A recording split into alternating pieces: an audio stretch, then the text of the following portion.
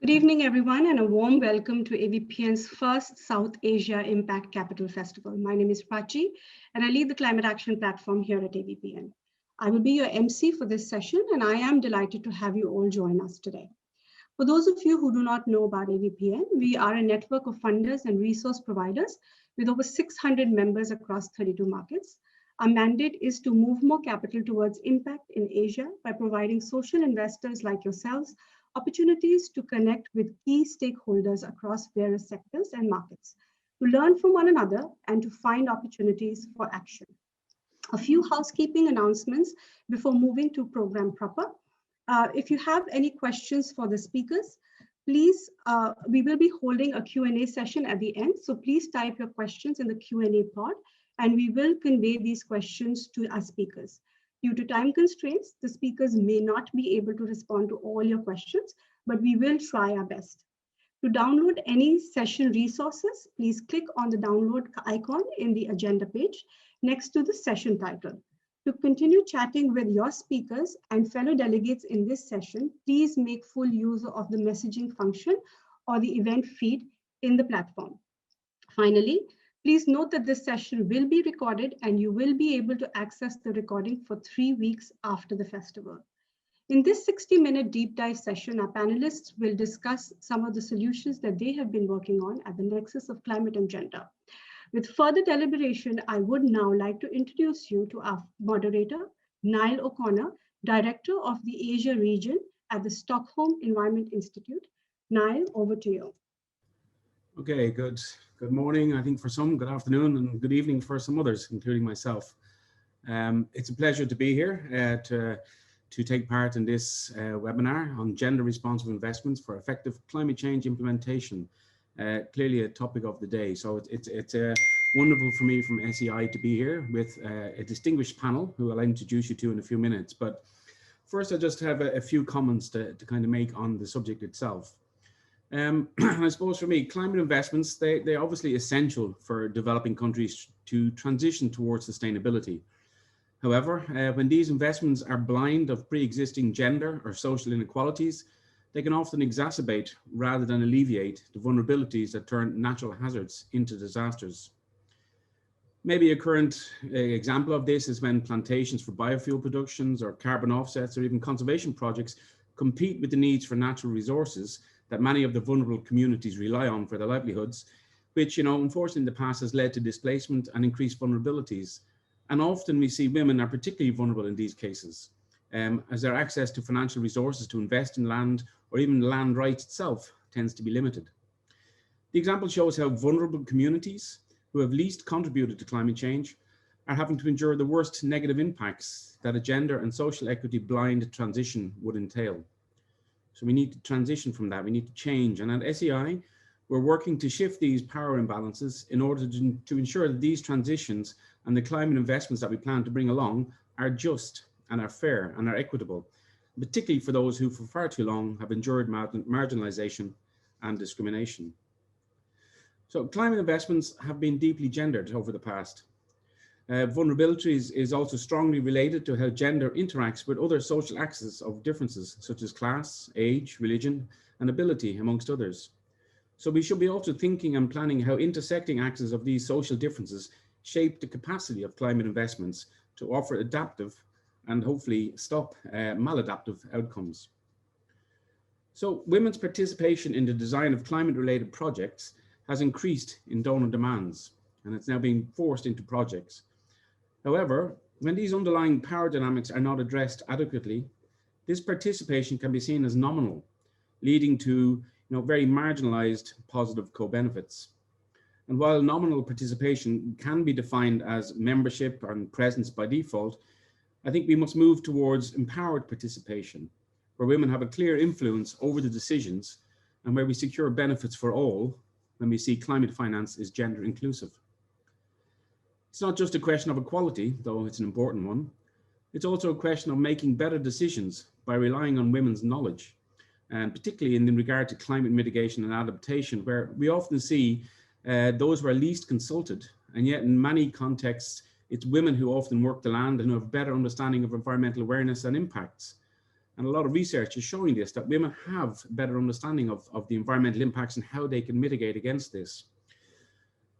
So I think it's important that we really look at inclusion in how we develop and define climate finance moving forward. But there's a further conflict between governance systems that are extremely unequal and male dominated, and women's knowledge of the changing climate. So for me, I think climate finance need to be gender responsive to tap into this vast amount of knowledge which benefits everybody. It's also policy smart, think about it. And it's financially more efficient if we argue that equality is a tool towards better responses for all in regard to climate change risks. And a point I'll come back to later, but it seems that the gap between male-dominated political and governance systems on one side and women's greater environmentally friendly behaviour and awareness on another is itself an argument for including women more in the overall process of developing climate finance responses. But also, not being more gender focused means often that greater costs with poorer results when you're looking at climate finance, because we're not tapping into all the knowledge available. So we're not really doing the best we can unless we are more inclusive.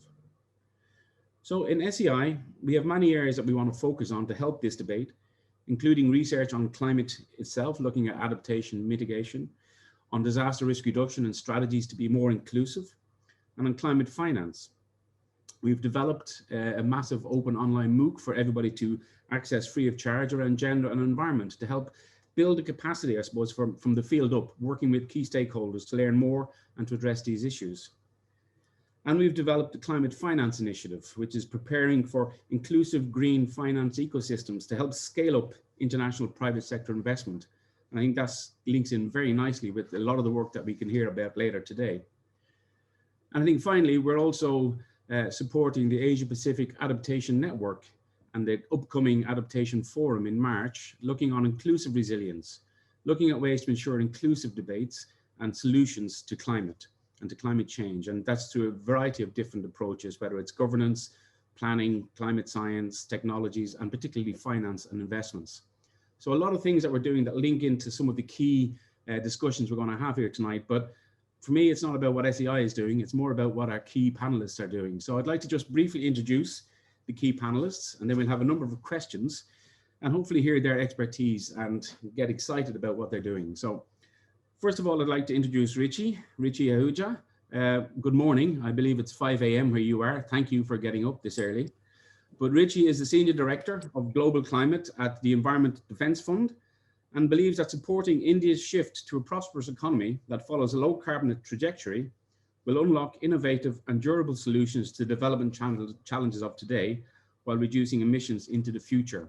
And we'll hear some exciting work that he's doing. He'll be followed by Sandeep Roy Chowdhury, who is the co-founder of VNV Advisory Services. And this is a social enterprise working with communities and climate change, where he heads low carbon social development projects, such as sustainable agriculture, clean cooking, and rural energy. And also working on innovative financing through existing climate finance mechanisms to achieve sustainability. Then we will have Nisha Antwa. Nisha is the Regional Director for the Asia WOCAN. And WOCAN is a women-led international membership-based NGO working towards poverty alleviation and sustainable development. Nisha is a gender and climate expert at WOCAN, where she organizes and leads various women's empowerment projects in the region. And last, but certainly not least, we will have Lucky Disanayake. And if I haven't pronounced your name properly, I apologize. But Lucky is a Sri Lankan-based entrepreneur with years of experience back, I think is in the UK before she relocated back to Sri Lanka to focus on renewable energy and sustainable development in emerging markets, and is the founder of Biomass Group and the Serendip Assets Program. So it's a pleasure to have you all on the panel here tonight, and I'm very much looking forward to hearing some of your key inputs. So maybe I'll start with you, Richie, seeing as you're wide awake now with your coffee. But from your experience, why is low carbon rural development in India an important aspect for climate actions? And what is it that EDF is doing to advance this in the context of inclusive and gender responsive investments? Well, first of all, let me start by thanking the organizers for convening this panel and for having me and all of us on it. Really looking forward to the discussions. As Niall mentioned, I work with the Environmental Defence Fund, a global not-for-profit based out of New York. For over 50 years, EDF's mission has been to preserve natural system on which all life depends. And what I really like about EDF, I've been with EDF for about 14 years, is our ability to forge pragmatic solutions by combining the state-of-the-art science, economics, politics, community, and unusual partnerships. And we can speak to each of those if moments are right in this meeting. And we posit that environmental progress and economic prosperity can go hand in hand. So you brought about low carbon rural development. So our work in India spans multiple sectors of the economy, and rural development is one of them. And the big question for us is, can India modernize and lift hundreds of millions of citizens into middle class while fighting or reducing without the deadly air pollution or the high carbon emissions?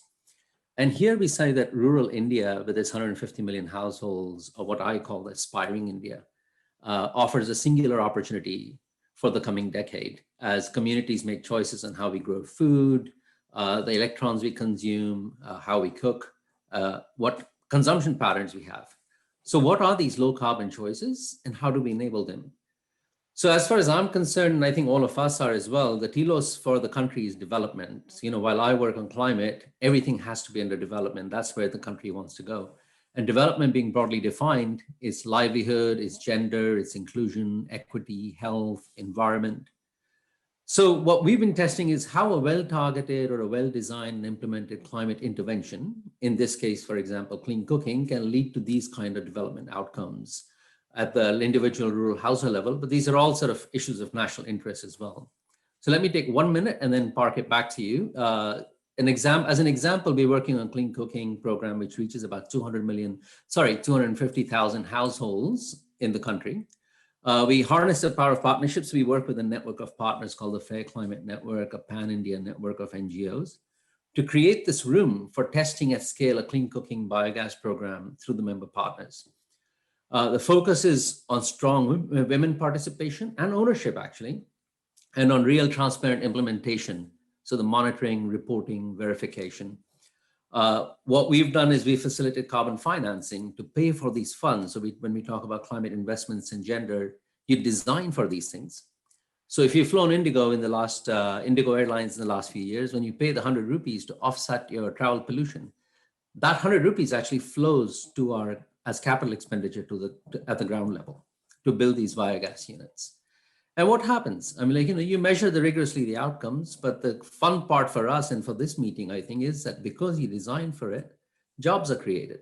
As we build these units, women find jobs, both in building them and also in maintaining them. So for every 150 units, you can sort of have one woman micro-entrepreneur or a woman engineer taking care of these, or you can have, bank accounts are open for the women. When the carbon credits are sold, each woman of the household can earn about 2,000 to 3,500 rupees a year. And we can talk more about scale, but let me pause there and not take up any more airtime. But we're ready to take this to scale as well, and we can speak more to that. Thank you. Very much, and I'm sure we'll come back with questions later. But maybe also, can you look at how are women leading in this process for you, and how are they benefiting from it? And I suppose, what are some of the differentiating factors that your program has brought? So women are leading because they're in it from the get-go. This is not an afterthought. Some of the NGOs we work with, as you said, the telos is development, and you define that as broadly as possible or as narrowly, but you find out which development indicators matter most to you when. And in this case, because we work with clean cooking, with this cohort of women, and in India, often, we can speak about the gender gap and on investments and inclusion and everything else. But one of the key concerns for our partners was, why don't all these women have bank accounts? How do we open up new business opportunities for these women? Why don't they be the ones who are running these programs, owning the programs as these programs are implemented? So I think just getting in from the get-go changes the whole situation.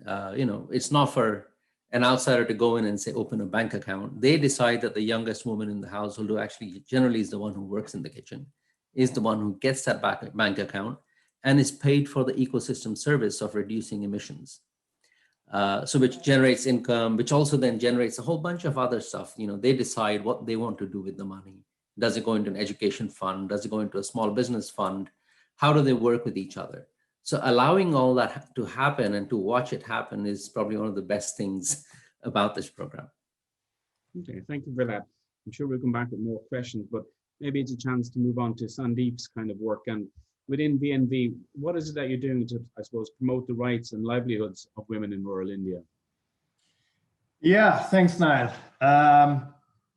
Actually, while we work on a lot of these issues of clean cooking and all of these at fairly decent scale, we've zeroed in on agriculture, because for us, agriculture is the big theme of the kind of work that we do and the kind of gender balance that we think we should be getting into climate finance projects.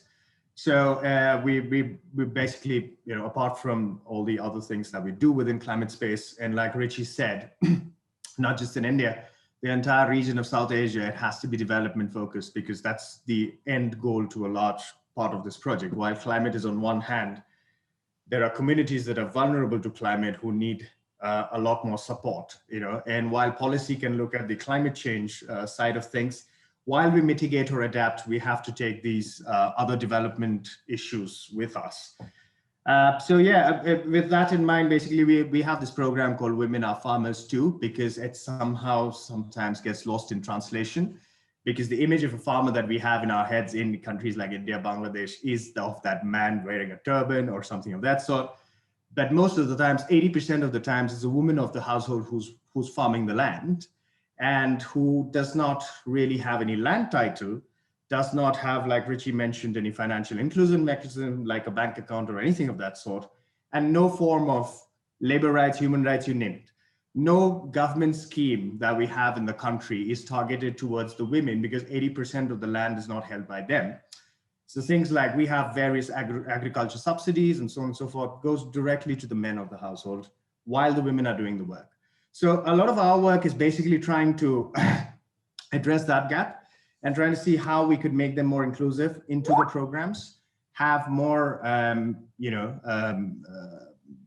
I wouldn't say benefit sharing, but at least have their opinion out there, and somehow work on a more, I hate to use the word inclusive again and again, but something of that sort where we have a kind of a bottom-up approach from the women, for the women, and have their own groups and do different things with them in terms of not just financial inclusion, crop insurance, adaptation, water management, all of it driven through the women of the household, even if they are either they work on their family land and still don't have land title, or they're contract labor, which is a reality in this region in terms of landless farming in somebody else's land. So that's where we are, and that's, I think, a large part of the gender work that we're doing is with the farm communities. Yeah.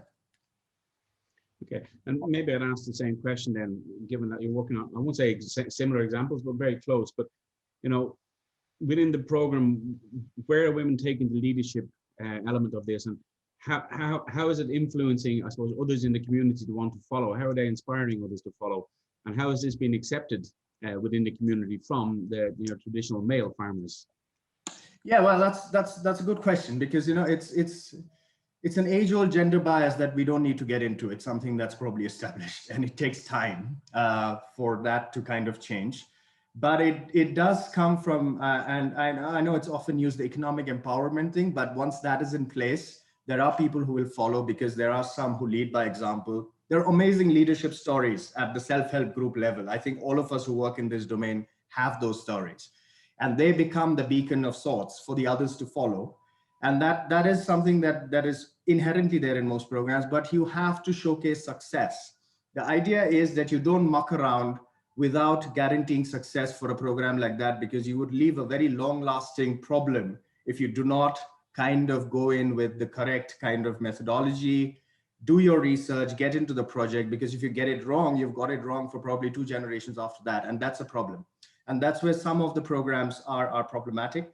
But yeah, I mean, to answer your question, I think, yes, that is a massive thing. We have seen a lot of uptake, because once you see some of the groups being empowered in their own way, whether it's financial, market linkages, or whatever it is, there is definitely a massive group of women who come in and join. And we have seen in some of our programs, Niall, that the male of the household, because of the regions that we work with, and because of climate change and whatever is happening with our farmland, usually migrate to the cities as casual labor. So they're left behind. So now there is an opportunity in the sense that they are actually making their own decisions to a large extent. And that's something that could be tapped into. I mean, obviously after COVID, I don't think that same situation exists, but there is a fair degree of homogeneity in that space, really. Yeah. And maybe if I could just ask for both yourself and Rishi, I suppose, what has been the biggest challenge you've had to face in rolling out these programs? Is that for Richie? For both of you, given that you're working in similar, what are the biggest challenges you face? Richie, you want to go first? Sure, happy to. Well, one of the biggest challenges we face is, no, it can't be done. Or how the hell do we do this? So just overcoming just that whole, I think let's just acknowledge it for what it is, just the patriarchy or the fact that men-centered approaches. So just overcoming that is the biggest challenge, and also the biggest joy once you overcome it. So it's just how the team dynamic changes, how things happen on the ground, the excitement that proliferates, that comes through afterwards. And there's a lot of learning. I mean, like, frankly, it's not, it's. So what Sandeep said, I think, is important. Sandeep alluded to, it takes time, and I would just say that. To solve for these issues. I just say that, as per the World Economic Forum, it's a recent report, I think, on the gender gap. They said that if we don't do this right, it can take up to 200 plus years to close the gender gap. That's the kind of time we don't have. So we really need to bake this into, apply systems thinking, design thinking, and just we talk about climate proofing all finance on the world. Frankly, this is another docking station for dealing with climate. So we should be climate proofing on gender, on water, some of these major issues that we all face in India. I second that, actually, Richie. I would go to one extent in our programs in VNV now, we have faced regulatory issues as well. Policy, regulatory, all of it has a kind of a problem with what we have to do. Give you one example. We wanted to work with a carbon finance project which would pay premiums for crop insurance for the women. Because the women don't have enough identification documents and land documents, it was a nightmare. And then we came across hurdles after hurdles. So that was one challenge. We have a host of examples on regulatory landscape as a challenge.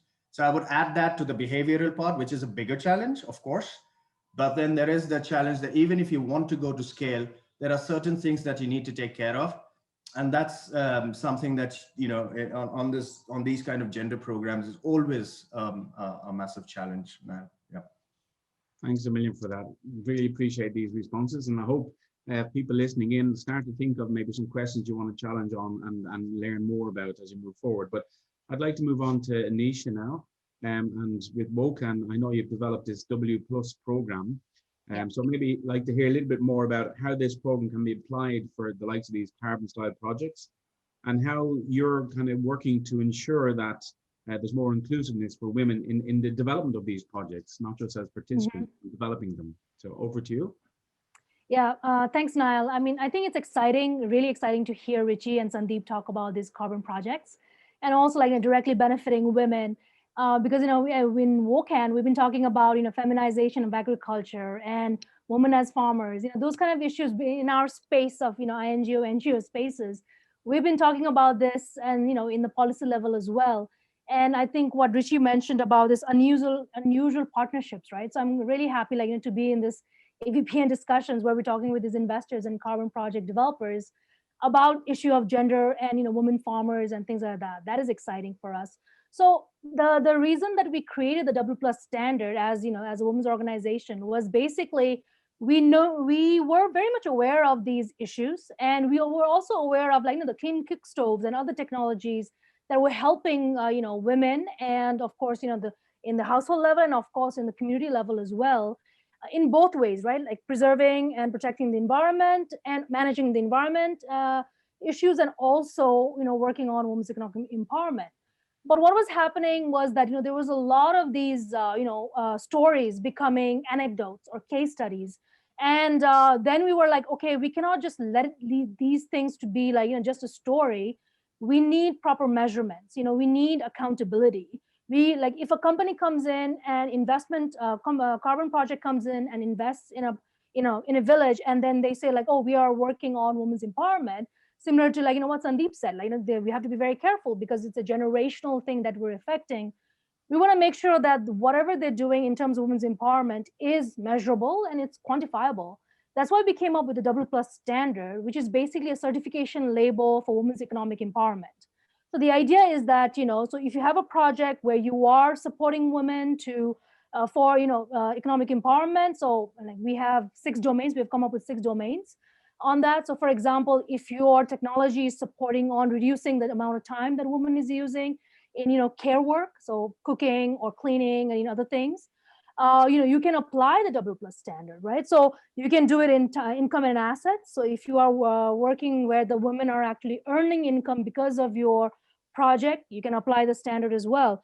And then in case of health, education, food security, and also leadership. So we come up with these 6 domains, actually in consultation with women's groups themselves. So we basically sat down with them and asked them what women's economic empowerment mean for them. And then, and then we came up with these domains, and then we have a measurement system, which you can, all of you are, welcome to go to the website and check it out. We have, some of the measurement, the surveys available, the matrix available on the website. So you can check, and also some of the programs that have applied. So one of the projects that applied the AA+ standard, the pilot project, was a biogas project in Nepal, where we were able to calculate that, women were saving about 2.2 hours a day by just shifting from firewood to biogas. So we were actually able to quantify, the actual amount, the actual time that they were saving. And of course, documenting how that time was used and other things as well. And then we were able to, because it was a carbon project, we were able to align it and, quantify that, and also come up with something we call a AA+ units. So if you are selling carbon units, you can actually add on AA+ units, which is a women's empowerment unit, and, sell your carbon unit in a premium if possible. So we've done that in Nepal. So Niall, so this is, how we have done it in a project, implemented in a project, and there's a proof of concept there as well. And your second question about like, how we're making sure women are not just, the beneficiary of a project, right? So they're also leading it. So in the next phase of our of the work that we're doing at AA+ standard, what we're realizing is that, even the carbon project space is quite masculine. The carbon measurement space is also very, very masculine. So what we're thinking about is like, spaces where we thought we have a bunch of, lots of women entrepreneurs, there's lots of women, who are women cooperatives. Can we develop their capacity to become carbon project developers themselves? So that is where we're heading slowly. And we are like, we're developing concepts and working on that. And in the meantime, we are also like, looking forward to working with colleagues such as, Lucky, who's our next speaker, who is a carbon project developer herself. And, already thinking about, measuring, applying the AA+ standard in her project in terms of measuring, the benefits that women are getting from her project itself, right? So that's how we're also now like thinking about, like, working on making sure that women are also not just beneficiaries, but actually like have leadership in the carbon projects themselves. It sounds excellent. Sounds fascinating as well. And I hope we get to hear a little bit more about that later on. But also, I think there was an area around you're developing a gender and climate impact fund. So maybe I'll come back and ask you about that as well. But I think it's a good jump into to listen to Lucky now and to hear exactly kind of your experiences in starting up these kind of organizations in Sri Lanka, and why did you do it, and how is it going for you? Well, thank you very much, Niall, and thank you to AVPN for having me. So where did I start? So in 2006, I published a book in London about climate change. So I was way ahead of everybody in time, and I worked with a climate journalist, a guy called Paul Brown, who was the environment correspondent of the Guardian newspaper, probably the foremost environmental correspondent of his time. And I spent a year with him, understanding really where the world was headed. And it was kind of shocking for me that where we were headed, and pretty much everything he predicted in 2006 is happening. So that was the start of my climate awareness. And in 2000, and so fast forward, I really decided that I didn't want to stay in the media business anymore. And I wanted to get into the energy space because to solve climate, you have to solve our energy situation and you have to solve our land use. And I was born in Sri Lanka, so I figured, you know, it's a small enough country to do things. I used to come here a lot on holiday. And I moved here in 2013. So I started the biomass group actually in 2012, and then 2013, after fundraising, we incorporated in Sri Lanka. And I had met in my journeys to Sri Lanka a guy called Dr. Ray, who talked about a tree called Gliricidia sepium, which was an agroforestry tree, which native to Central and South America, which was brought to Sri Lanka about 300 years ago. And it's a nitrogen fixing short rotation coppicing tree, which poor people plant as a live fence, as a shade tree, as a support tree. They intercrop it with their cash crops. And they use the leaves to make fertilizer, pesticide, fungicide, also to feed their cattle. And so this was a very interesting idea for me because on the one hand, you could sort to some extent climate and also the issues with deforestation and soil degradation, and also have an energy source. So that was why I started the biomass group. So biomass group in Sri Lanka began in 2013. And we started the process really of looking at how we could collaborate with others. So we do not buy land and we do not monocultivate crop. And the idea was to work with outgrowers, whether they are smallholder farmers or private plantations or the Catholic Church or Buddhist temples, whoever has land. And then they plant this tree, and people plant this tree on the borders of their fence, as well as intercrop. So that's how the idea was born, and we started the process of basically capacity building. And what we noticed a lot of the time, we would do training sessions and explain to people, listen, if you plant this tree, you can reduce the amount of chemicals you put on your soil and save money as a result.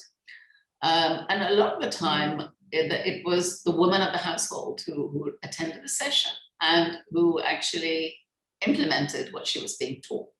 So that was very interesting to us. Sri Lanka is blessed with the fact that it has 98% literacy.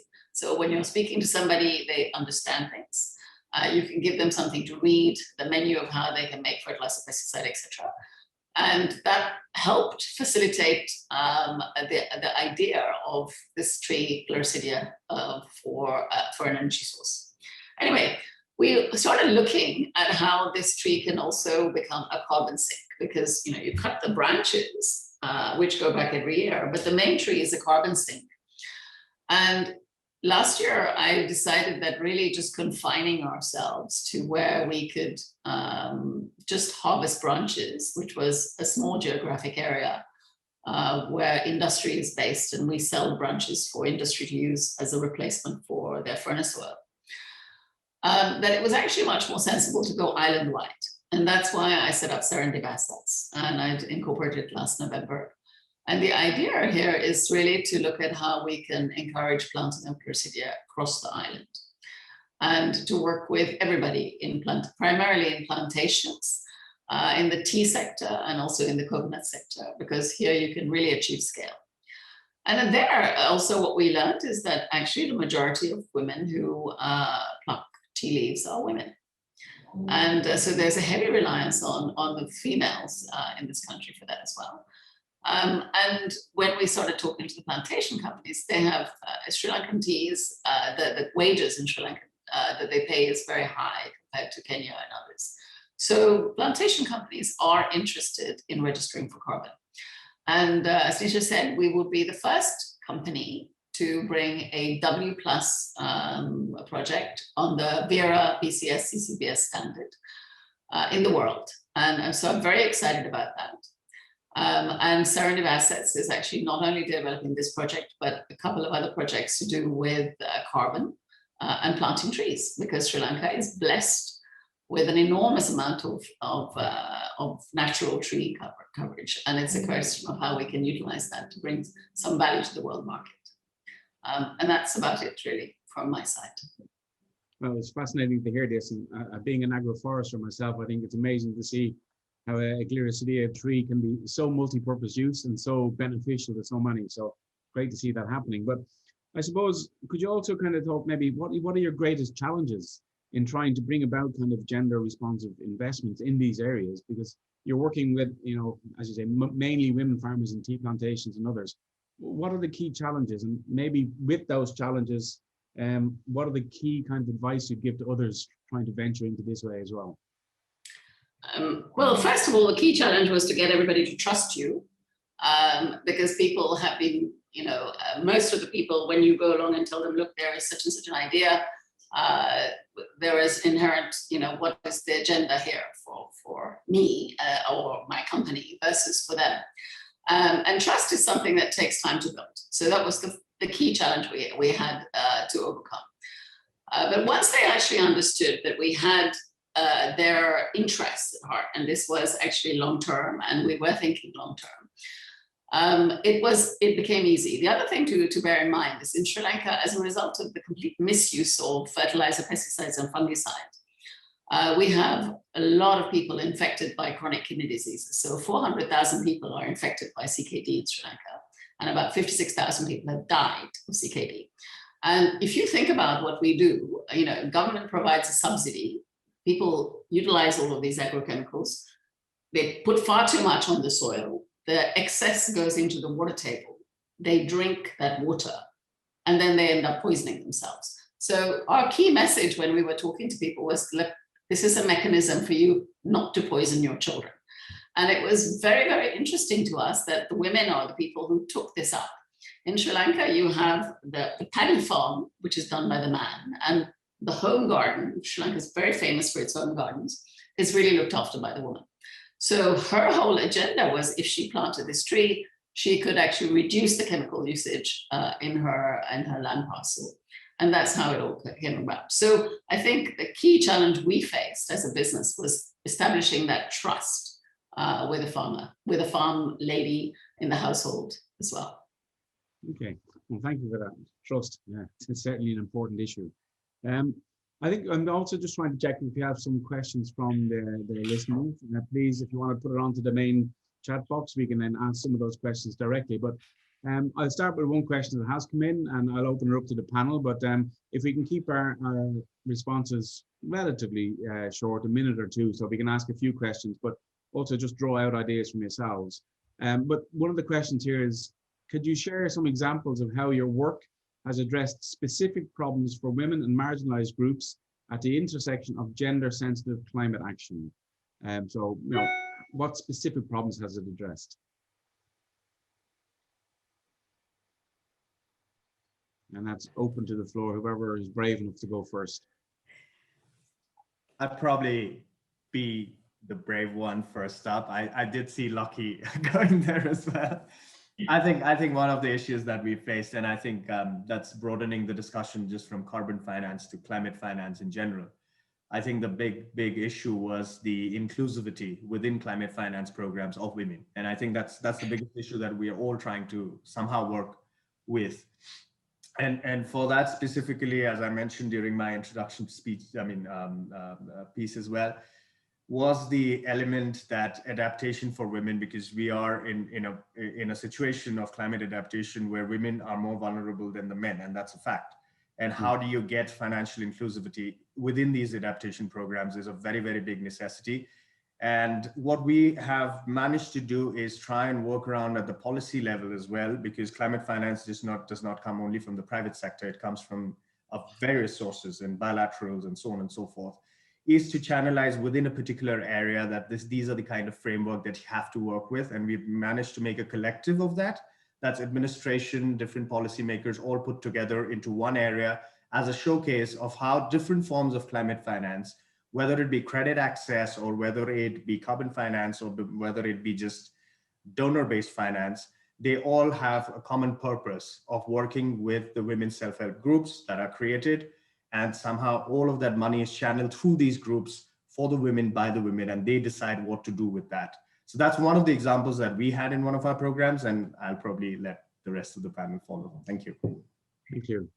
Lucky, you want to go? Yeah, no, I'd like to say, so we have a couple of things really.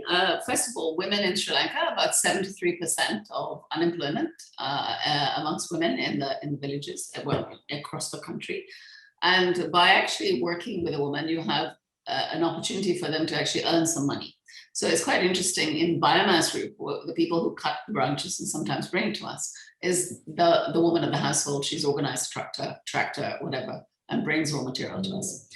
At Biomass Group, one of the things that we're actually doing right now is a program which we are starting in a few months' time, which is to have what is called a village coordinator. This is a woman in a village who is going to be the resource base for us to coordinate with our field officers and bring fuel wood and also maybe certain cash crops to our collection centers. And so she would be trained to be our representative, given the skills that is required to do that job. And then she would be able to earn money. And if you think about it, Sri Lanka's biggest export is sadly servants to the Middle East. And here they go work for 2 years in Saudi Arabia or wherever. They don't have any interaction with their family for 2 years, and all to earn 30,000 rupees. We can actually put 30,000 rupees in their hands today. We do not have to wait for, they don't have to leave their home or their village to do that. And so that's a specific thing that we would like to put that we can bring to the table. In terms of our climate funding, one of the discussions we've been having with the tea plantations is that how do we get the tea plantations to agree that they would put in at least 20% back into the community. And one of the key things they talked about was that most of these tea plantation ladies, when they get pregnant, they don't have easy access to a hospital. So by using some of our climate financing funds to buy an ambulance, for example, would mean that you would have an ambulance that's capable of actually going collecting a woman and taking her to hospital. So those are specific examples of things that we have been doing. Thank you for that. Anybody else want to comment on this? And we can move on to another question otherwise. I think I was just going to jump in and say, I love the stories because these are well-trodden grounds in terms of income generation, savings of time, opening these bank accounts. All this has been sort of singularly useful at the project level. The stuff that we grapple with is always one of, and I think some of the speakers alluded to this as well, is how do you sort of get scale on this? What next? You've done a project, a carbon project.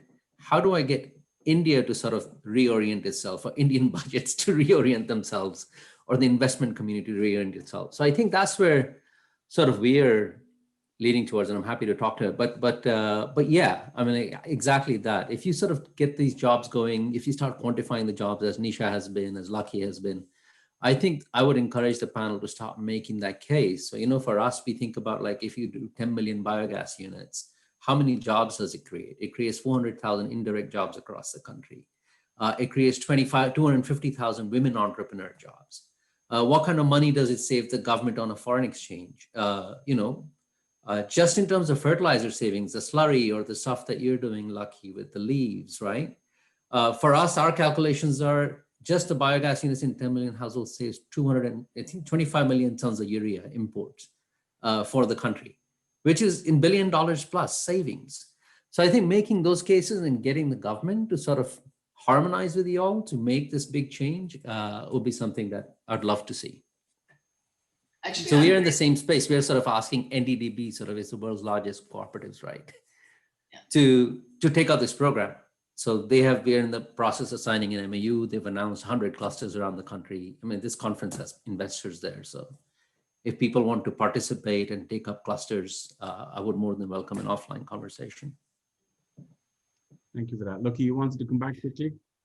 Yeah, no, I've completely lost my train of thought. I've been talking to the Ministry of Finance about exactly that.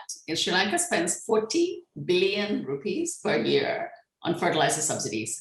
If you think about how insane that is, we basically pollute the soil.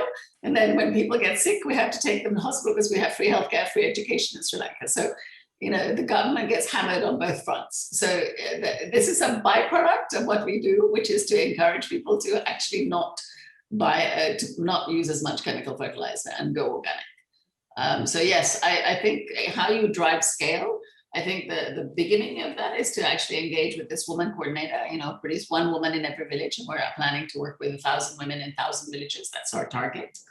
And if we did that, we would have enough resource materials to then help drive fuel wood into industry.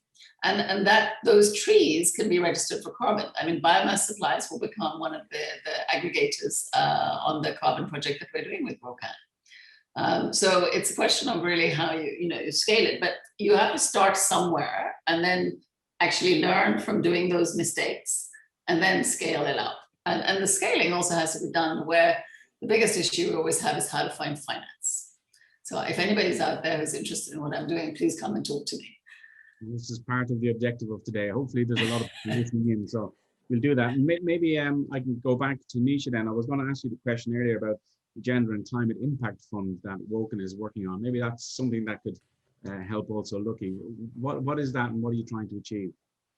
Yeah, I think primarily our idea was that, the amount of funds, the climate funds that are actually going to a woman-led and also projects that are focusing on, women's empowerment was very minimal. So our idea was like, then, we need to think about, and also being part of the AVPN spaces, we're looking at a lot of, investors focusing on, climate projects, a few of them, and other projects as well. So we were like, okay, that is a way for us to be able to develop a woman and climate impact fund. So that is where we are headed. I mean, we're still working on the nitty gritty of building that up.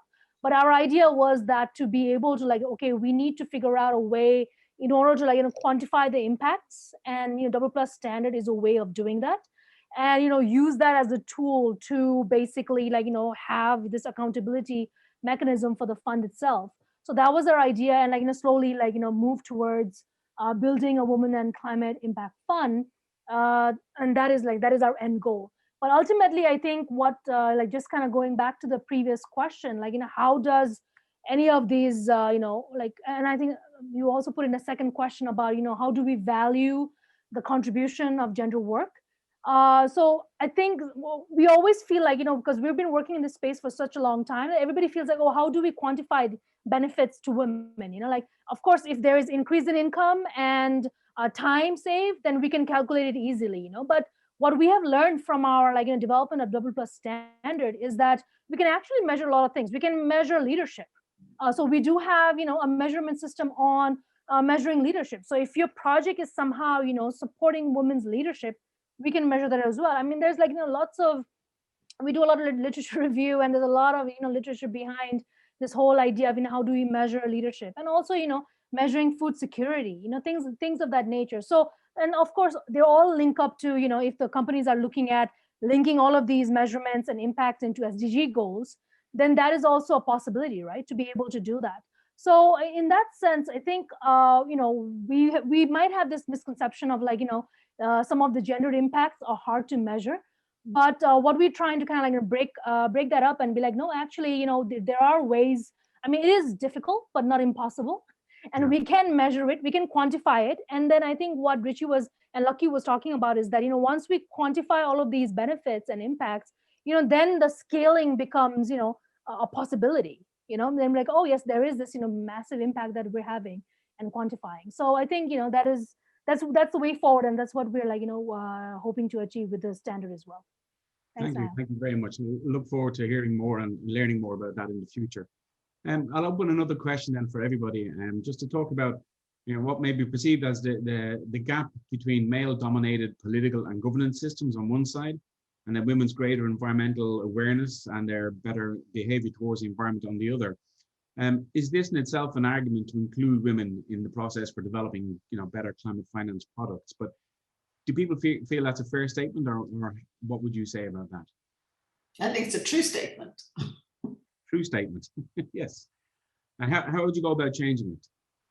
How much more? Well, unfortunately, you're quite right about the fact that the political system is run by mostly men. I think although we have the first woman prime minister in the world, we have, I think, only 2 politicians right now who are women in the government.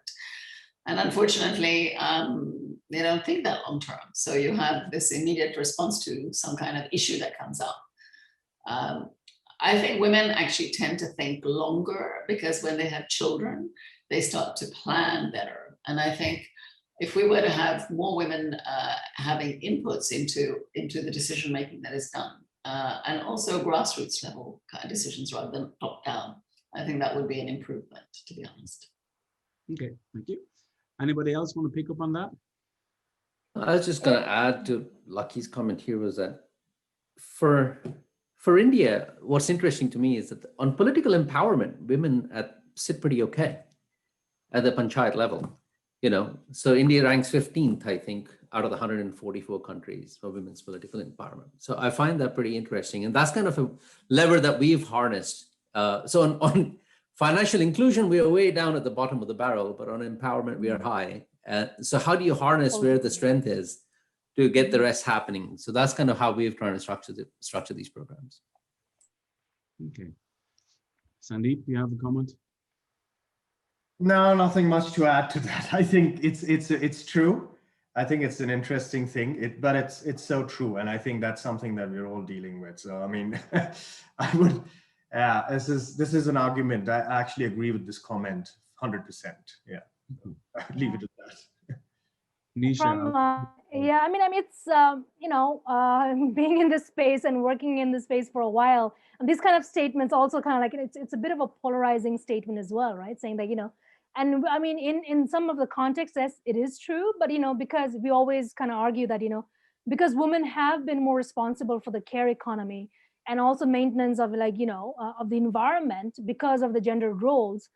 Hence, we think that women are more they have friendly behavior on environment, right? So it has all to do with the power dynamics and where women are. I mean, even if women are not the owner of the land, but they have to provide food. So of course, they're going to figure out a way to provide healthy food for their family, right? So I think these kind of statements, we do find it to be kind of polarizing, and also engaging with in the ground level and also in the policy level sometimes get a little contentious. But other than that, I mean, of course, we do want to say the political system is quite masculine, and and the political leadership and decision-making power do tend to veer a little bit towards male dominated. So working on women's leadership, giving them economic empowerment, we can also raise their voice in spaces. I mean, in decision-making spaces, of course, those are way forward. And yeah, and I still think it's quite polarizing to have that statement. But I think it's all has to do with gendered relations and responsibilities. Okay. I can add something else, Nihal. I think it will be very interesting, 1.5, 2 years from now, to look at how the result of COVID meant that people had to work from home. Because often what happens is a woman has to make a decision. Does she go to a job or does she look after her family? And for her, that's usually not a contest. So the issues are really, how do I find good health, what do you call it, support care for my child, etc., or her parent or whatever.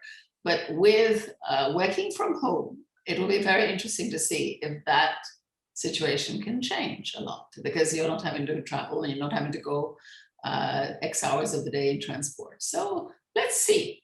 I think COVID, there are some outcomes that are coming out of COVID, which are not all negative. And this is one of them. Well, I can attest for not having to waste 3 hours a day in traffic because of COVID. Exactly. So maybe we can be more productive with our time and share. But thank you for that. And I think I just want to try and add another question now that from people listening online. They wanted to ask about insights that can be gained from monetarily valuing the contribution of gendered work. And what were some of the challenges to implement this?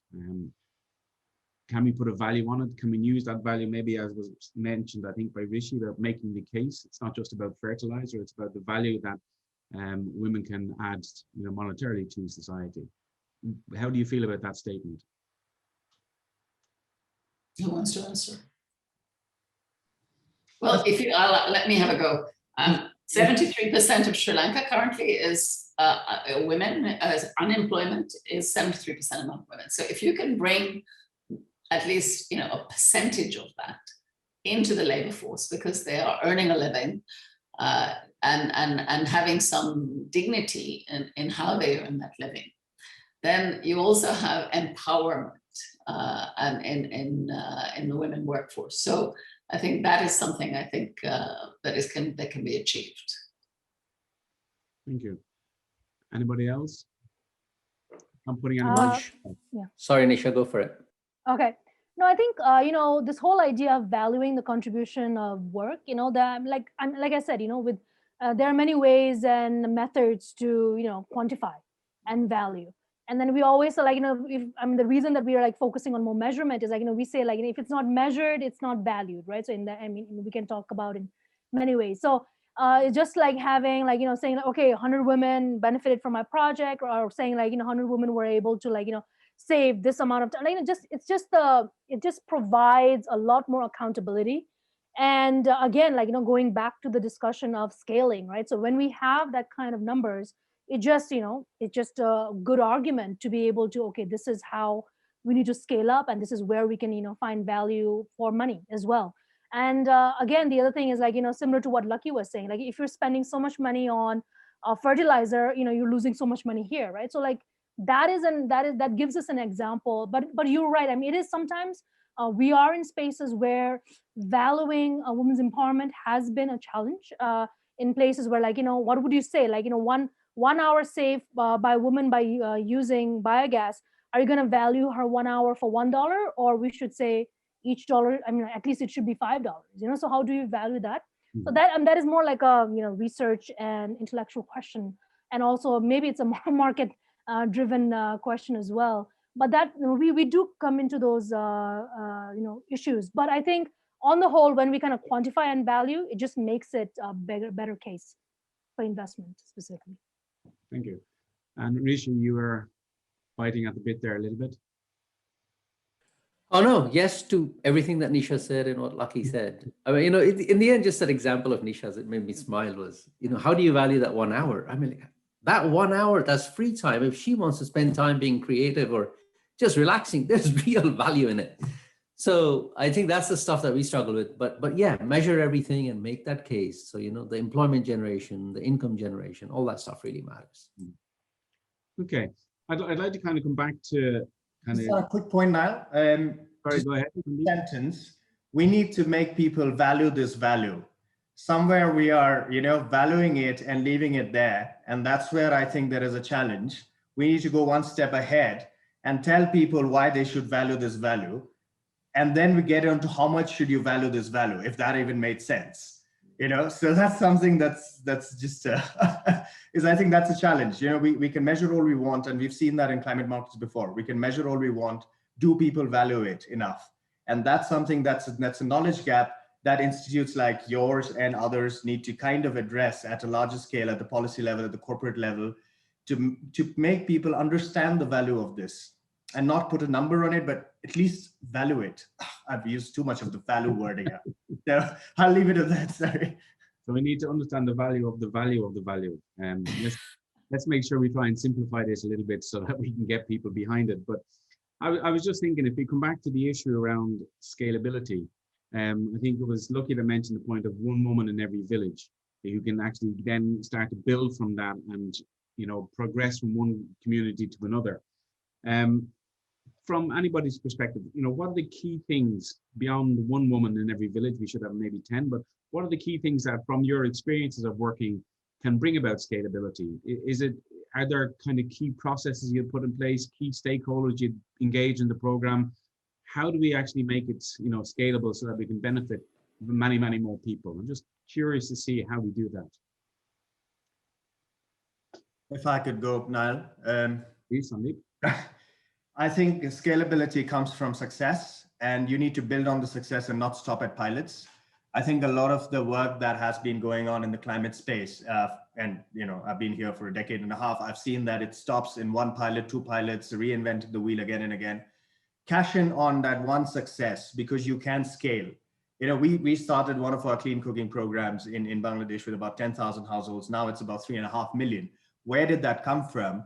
It came from showcasing success from local to local to local, build an entire network of locals, and that's how you achieve scale. Scale is not rocket science. People keep talking about scale. At the end of the day, if you have proven models, Collaborate, collaborate, collaborate. Find out where the proven models are, get it together at localized, and then make more localized. And that's how you achieve scale. It's not very difficult. It is just that there has to be an element of collaboration, knowledge sharing, and all of that. As long as you can showcase success at one village level, that translates to 10 villages, and then it kind of amplifies after that. We've seen that happening, not just with clean cooking, we've seen that with low carbon farming, the whole works. So the whole point is to make those successes, build on it, and have a strategy on how are you going to deal with that success, rather than just going to conferences and continually showcasing that same success. What has that achieved? It has achieved nothing. So that's where I think a lot of the climate folks need to concentrate a little bit more and say, look, scale is possible, but you need to build on your successes, and that's how, because success means you've earned the trust, earn trust again. Right. You do it repeatedly and you will reach there. Yeah. Excellent. I totally agree with that comment. One of the how you scale is basically through collaboration. SDG 17. You plug into existing networks, whether it is agricultural networks through the government or private companies. Sri Lanka, sadly, is wonderful at everybody working in silos and everybody reinventing the wheel by themselves or the world by themselves.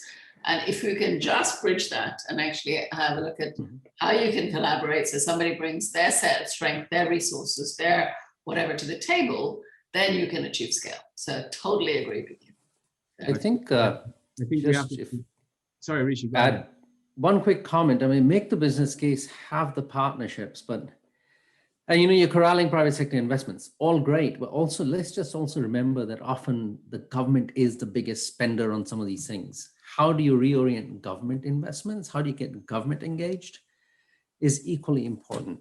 So making that business case, as Sandeep talks about, make it local, take it, multiply, scale, but then after that, go to the government, go to the biggest spender in the country and make that case and build those uncommon partnerships.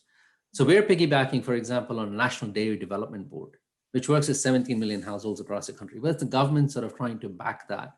And that unlocks a whole level of different conversation, at scale, at multiple levels. So we'll see how it goes. But it's really exciting on those lines. So I just encourage people to think that through. And it opens up the space for larger investments, guys. Everybody's talking about how do you get more money to flow in? So if you can think about carbon pricing at national levels, you can really begin to think through 50, 100, 500 billion dollars. Those kind of monies and start to have a different conversation on the ground. Thank you for that. And I just wanted to say quickly, and maybe Nisha wants to come in afterwards, but I think it's really important that we look at all of these investors in climate finance, climate adaptation. We've been hearing for years, we want new and innovative ways. We don't have the luxury of time. We need to make sure that we can work. And I think what you said, Sandeep, is really right. If you have a pilot that has worked, it's successful, let's replicate, let's build on that and quickly solve some of the problems. We can always do innovation later, or keep it going on the side, but we can't afford to wait too long. So I think it was a great response. I'm conscious of time. We have a few minutes left, but I do want to ask one more question of everybody and to give you an opportunity to advise all of us who are listening in. Through all the work that you've done and through these discussions, what would be, for you, the biggest learning that you had to do? And from that, what would you advise people who are looking at investing in climate finance and want to work with gender responsive investments? What would be the best advice you could give them today?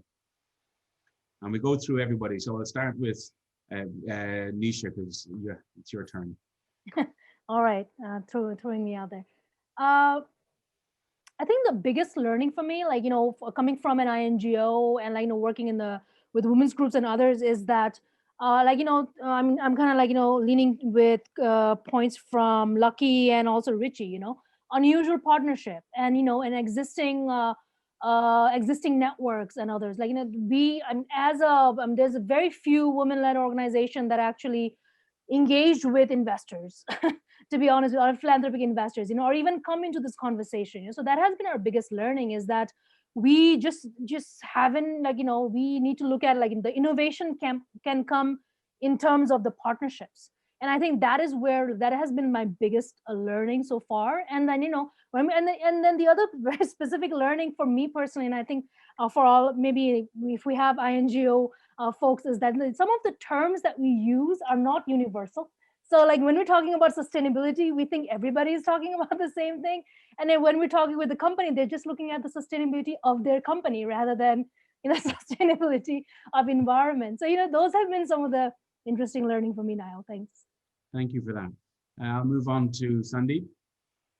You're next to my screen at least. Sure.